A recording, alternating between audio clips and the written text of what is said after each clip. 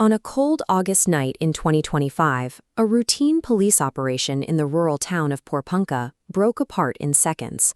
Detectives had arrived at a local property to execute a search warrant, looking for electronic devices tied to a 56-year-old man named Dezi Freeman. Instead, they were met with gunfire. Two Victorian police officers, Detective Leading Senior Constable Neil Thompson and Senior Constable Vadim DeWart-Hoddart, were killed on the scene. A third officer was injured, and in the immediate chaos, Freeman vanished. The violence of the attack triggered an immediate response. Within hours, law enforcement mobilized for what would become an exhaustive, months-long manhunt for a double murder suspect.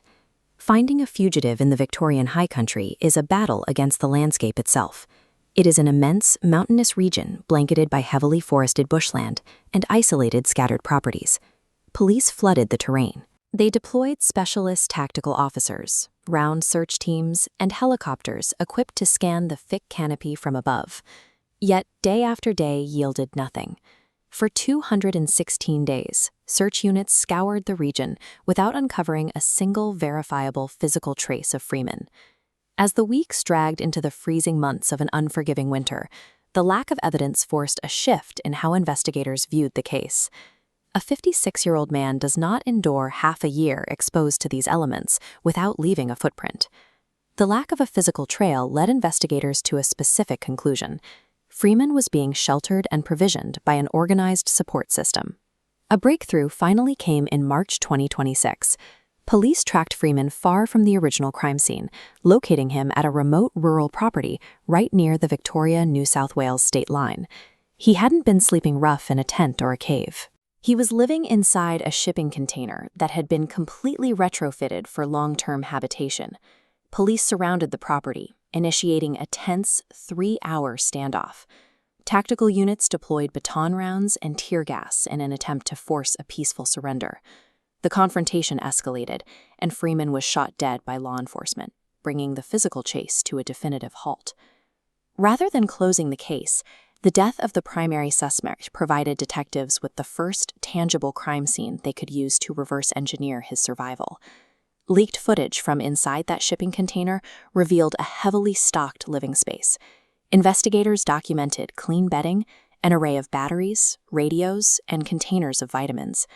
These items require cash, transport, and a reliable connection to the outside world.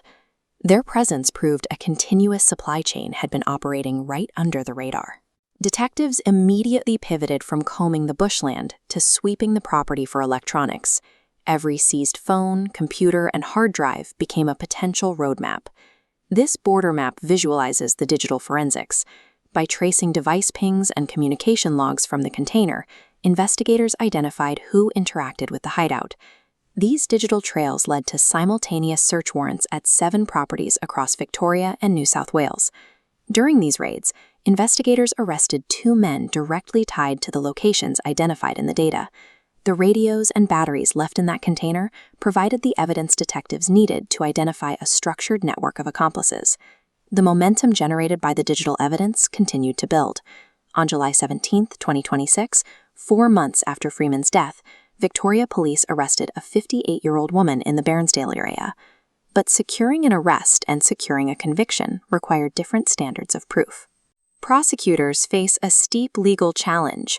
They must distinguish between someone who simply had passive contact with Freeman and someone who actively assisted a wanted fugitive. This is complicated by the psychology surrounding the case. Freeman had publicly positioned himself as a victim in previous media appearances, drawing sympathy from individuals who shared his worldview. However, agreeing with a person's ideology is not a criminal offense. To file formal charges, investigators have to establish exactly what these suspects actually knew regarding Freeman's legal status and precisely when they handed over the supplies or shelter. The investigation is now a meticulous legal sorting process, carefully separating ideological sympathizers from active criminal accomplices. The investigation into the Porepunkah shooting revealed a series of coordinated safe houses and logistical support stretching across the state border. While police have brought multiple individuals in for questioning, the evidentiary bar remains high. Several of those arrested have been released without charge, and the broader case stays wide open. Detectives are still sifting through data, asking how deep this support system truly runs, and who else might still be guarding their own involvement. Authorities know exactly where Dezi Freeman's flight came to a halt, but the full roster of the people who helped him get there remains deeply buried within the Australian bush.